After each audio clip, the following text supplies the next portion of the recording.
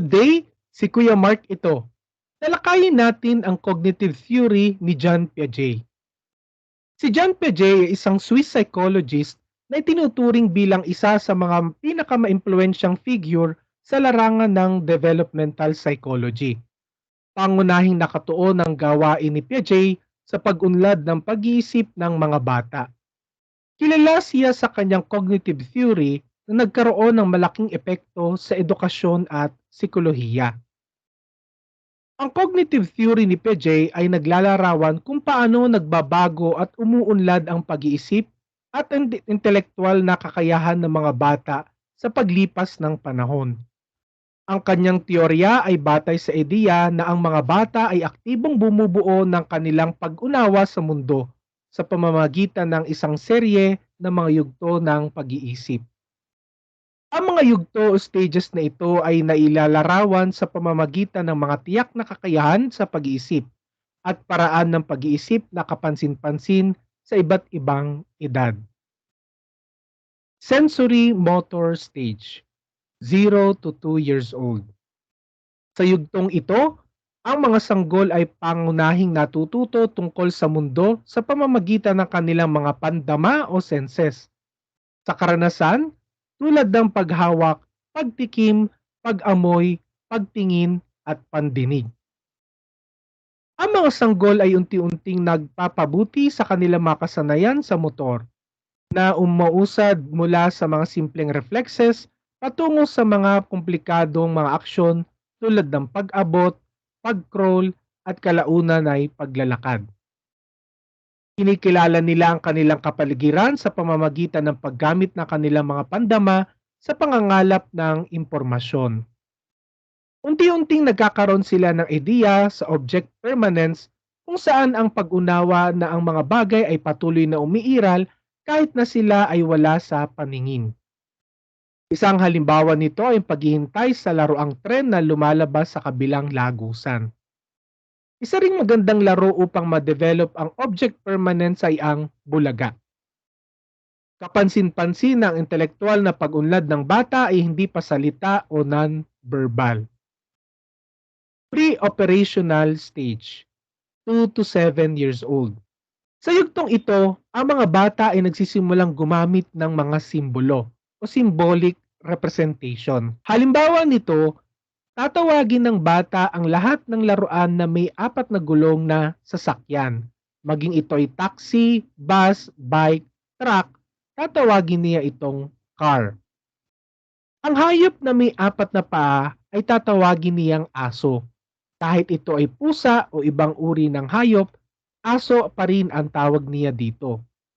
Kapag nakakita at nakahawak siya ng martilyo at wrench, pareho niya itong ipupukpok. Animism, maaaring iugnay ng mga bata ang mga katangian at emosyon ng tao o they may attribute human characteristics and emotions to inanimate objects. Halimbawa nito, maaari silang maniwala na ang isang stuffed toys or animal ay may damdamin o kaya naman ay ang araw ay nakangiti. Lack of conservation. Hindi nila maunawaan ang pagkakatulad ng dami ng tubig sa isang mapayat na baso sa matabang tasa. Meron silang mga limitasyon sa kanilang pag-iisip, kabilang ang egocentrism, kahirapan na makita ang mga bagay mula sa pananaw ng iba, at centration, nakatuon sa isang aspeto ng isang sitwasyon habang binabaliwala ang iba.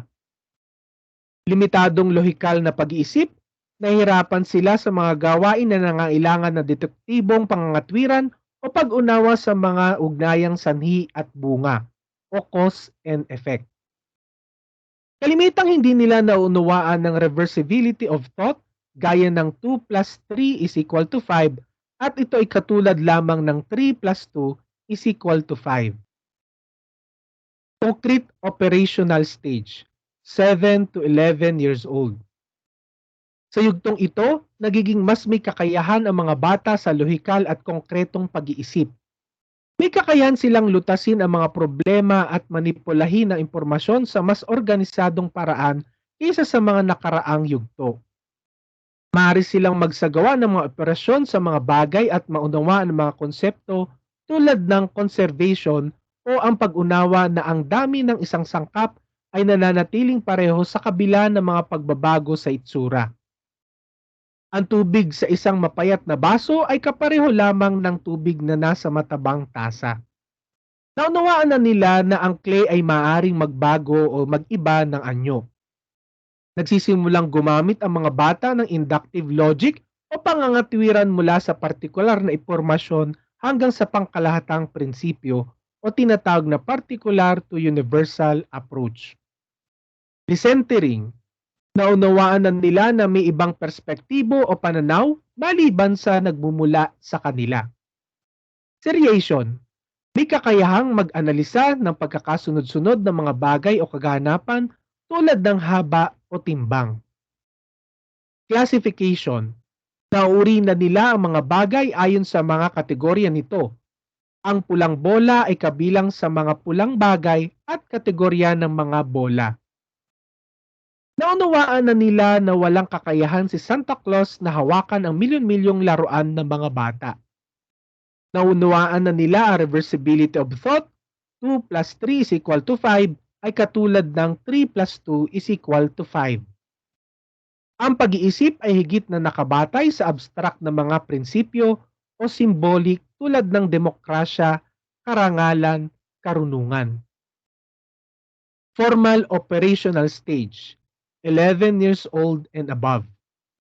Sa huling yugto, ang mga kabataan at matatanda ay may kakayahang abstract at hypothetical na pag-iisip. Maaari silang mag-isip ng lohikal tungkol sa mga komplikadong problema, makisali sa deductive na pangangatwiran o universal to particular approach, at isalang-alang ang mga hypothetical na sitwasyon. Propositional thought, maaari nilang suriin ang mga komplikadong pahayag o argumento at gumawa ng mga konklusyon batay sa pangangatwiran. Problem solving, may kakayahan na silang magresolba ng mga problema ng analytical at sistematiko. Isinasaalang-alang ang marami mga variable at potensyal na solusyon. Metacognition, maaari silang mag-reflect sa kanilang mga iniisip, masuri ang kanilang mga proseso ng pag-iisip, at gumawa ng mga pagsasaayos upang mapabuti ang kanilang diskarte sa paglutas ng problema. Idealism and ideological thinking. Maaaring silang bumuo ng idealistikong pag-iisip at magsimulang tuklasin ang mga katanungang moral at philosophical. Maaari nila isalang-alang ang mga ethical dilemma, tuklasin ang mga abstract na konsepto tulad ng katarungan at pagiging patas, at makisali sa mga debate tungkol sa mga isyung panlipunan at moral. Scientific thinking. Isinasaalang-alang na nila ang mga hypothetical na posibilidad gaya ng suppositions, guesses at projections, pagsisiyasat at empirical na pag-aaral. Kapansin-pansin ang paglago sa pangangatwiran o reasoning, pag-aaral ng matematika, fisika, filosofiya, psikolohiya, robotics. Ang teorya ni Piaget ay binibigyan diin ang aktibong papel ng bata sa kanilang sariling pag-unlad at ang kahalagahan ng pakikipag-ugnayan sa kapaligiran sa paghubog ng paglago ng cognitive. Naniniwala siya na ang pag-unlad ng cognitive ay nangyayari sa pamamagitan ng isang proseso ng asimilasyon o pagsasama ng bagong impormasyon mula sa naunang konsepto sa isipan at akomodasyon na pagbabago ng mga konsepto na nasa isipan upang tumanggap ng bagong impormasyon.